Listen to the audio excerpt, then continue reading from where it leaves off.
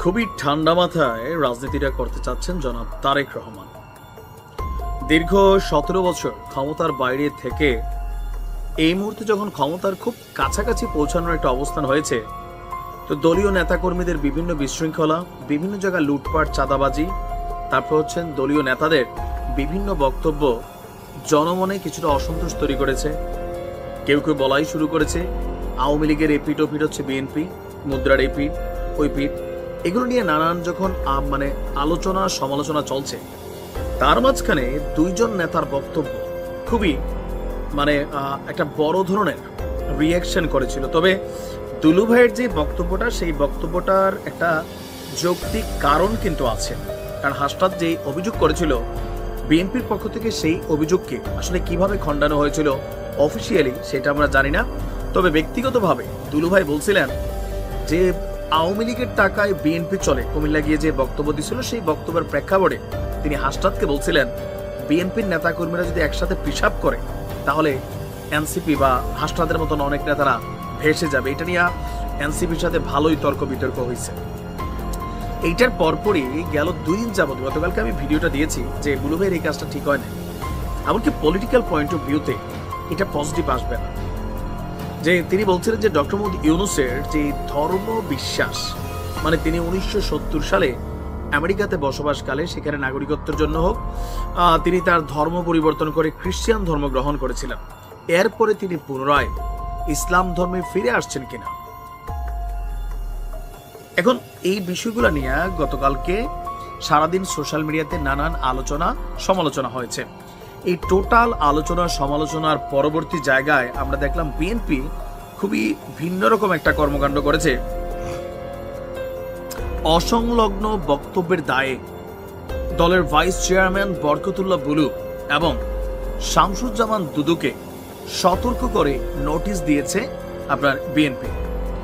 5 June রাতে বিএনপির কেন্দ্রীয় দপ্তর থেকে এই 2 নেতাকে নোটিশ দেওয়া হয় দলের শীর্ষ নেতৃত্বের নির্দেশে।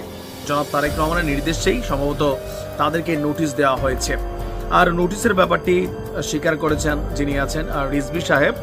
তিনি বলছেন যে সাম্প্রতিক 2টি বক্তব্য রাজনৈতিক এবং সচেতন মহলে বেশ আলোচনা ও সমালোচনার জন্ম দেয়। তো আপনার এখানে হাসনাত আব্দুল্লাহর বক্তব্য এবং দুলুভাইয়ের বক্তব্যকে কেন্দ্র করে যেই প্রেক্ষাপট তৈরি হয়েছে, তো আমার ধারণা বিএনপি আজকে অফিসিয়ালি কেন তাদেরকে সতর্ক নোটিশ দিছে, এটা একটু আশ্চর্য বিষয় না?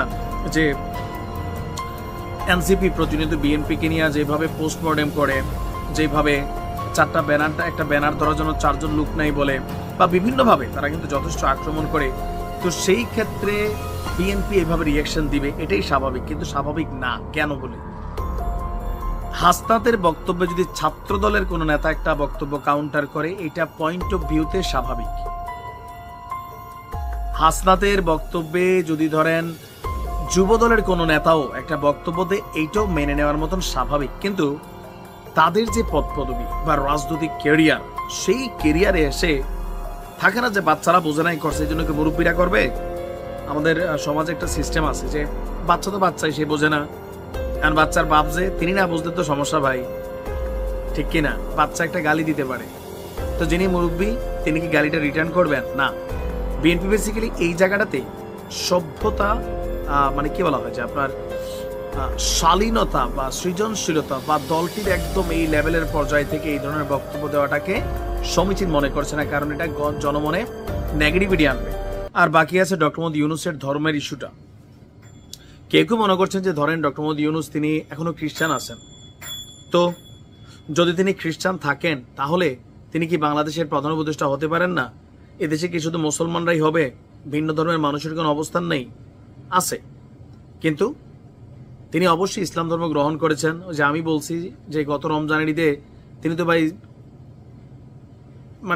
জামাতের সহিত নামাজ পড়ছেন, তো মুসলিম না হলে কি তিনি ভংচং ধরে আছেন? নিশ্চয় না। বিএনপিকে আসলে অনেক হিসাব নিকাশ করে কথা বলতে হবে, দলের কেন্দ্রীয় নেতৃত্ব এমনটাই বার্তা দিচ্ছে।